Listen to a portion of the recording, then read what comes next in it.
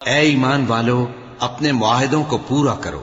تمہارے لیے چرنے والے مویشی حلال کر دیے گئے ہیں بجز ان کے جو تمہیں پڑھ کر سنائے جاتے ہیں، مگر حالت احرام میں شکار کو حلال نہ جاننا۔ اللہ جیسا چاہتا ہے حکم دیتا ہے۔ مومنوں، اللہ کے نام کی چیزوں کی بے حرمتی نہ کرنا، اور نہ ادب کے مہینے کی، اور نہ قربانی کے جانوروں کی، اور نہ ان جانوروں کی جو اللہ کی نذر کر دیے گئے ہوں کہ جن کے گلوں میں پٹے پڑے ہوں، اور نہ ان لوگوں کی جو حرمت والے گھر یعنی بیت اللہ کو جا رہے ہوں اپنے پروردگار کے فضل اور اس کی خوشنودی کے طلبگار بنے ہوئے۔